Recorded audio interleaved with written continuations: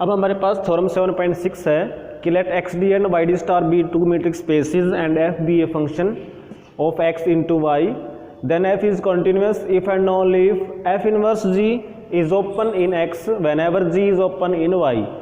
Means ये कहना चाह रहा है कि कोई फंक्शन कॉन्टिन्यूस कब होगा कि वाई में कोई ओपन सेट है जी, उसकी जो प्री इमेज होगी एफ इनवर्स जी वो भी ओपन हो। तो प्रूफ देखिए, इसमें हम ये मान लेते हैं कि F is continuous,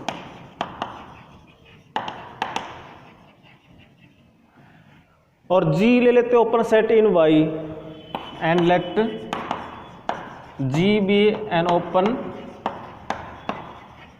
set in Y. तो हमने इसको जिसकी प्री इमेज है उसको हमने ओपन प्रूव करना है। We have to prove that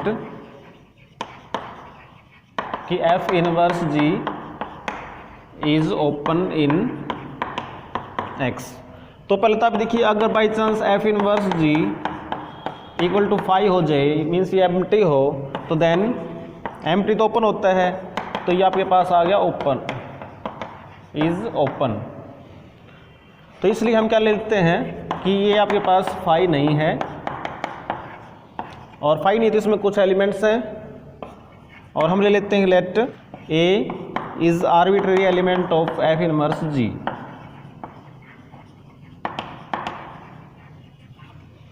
अब ए एफ इनवर्स जी को बिलोंग कर रहा है, तो जो इसकी इमेज होगी एफ ऑफ ए वो बिलोंग करेगा जी को, और जी हमारे पास क्या ले रखा हमने एक open set, and G is open in Y.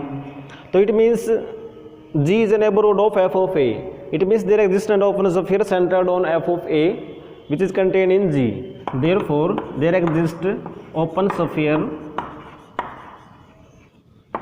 इसका सेंटर हम लेंगे f of a, रेडियस ले लेते हैं हम epsilon in y such that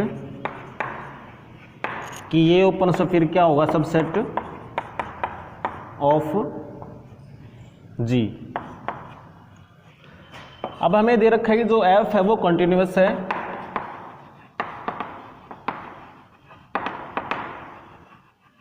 तो वो इस a पॉइंट पर भी कंटिन्यूअस होगा। तो therefore there exist an open sphere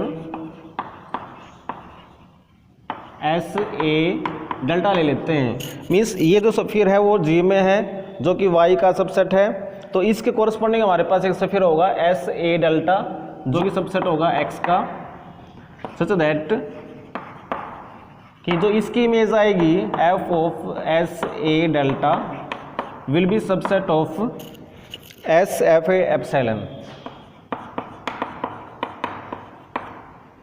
अब जो एस एफ ए एप्सिलॉन है it is a subset of G, तो दिस इंप्लाइज कि f of S A delta is subset of G।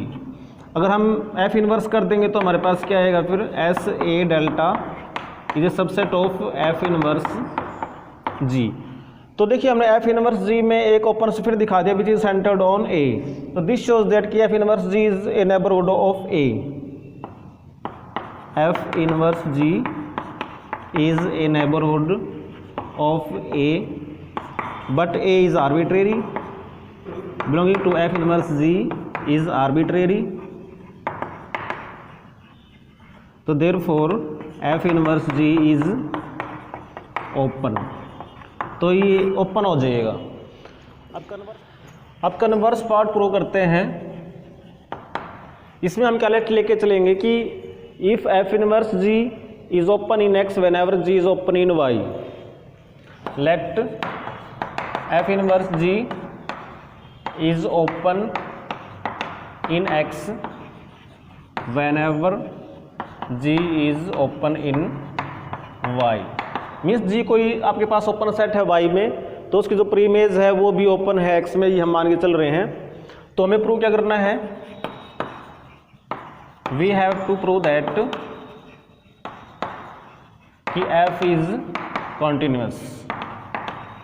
Continuity prove करने के लिए हम इस x का कोई भी पॉइंट उठा लेते हैं, let a belongs to x be arbitrary,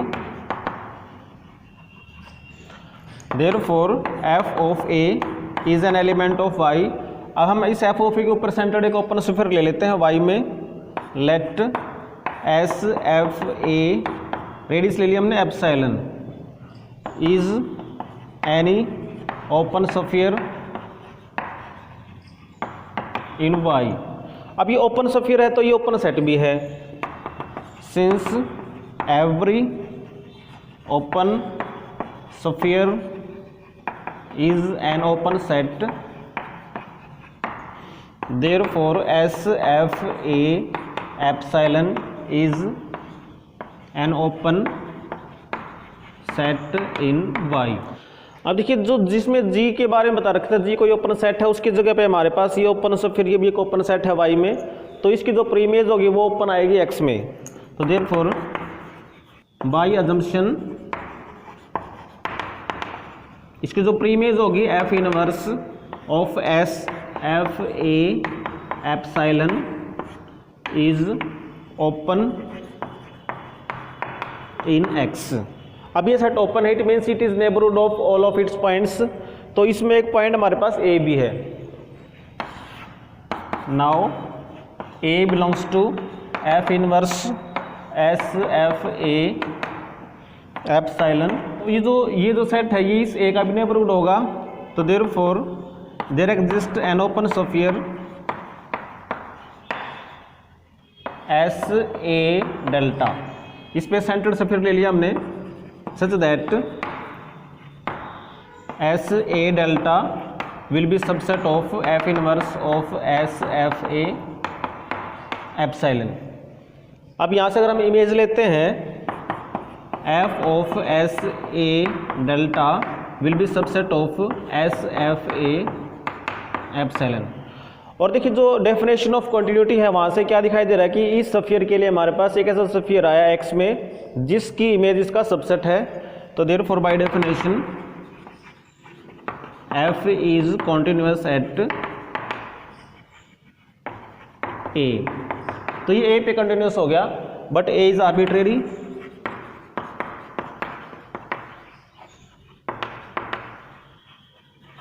तो therefore F is continuous on x।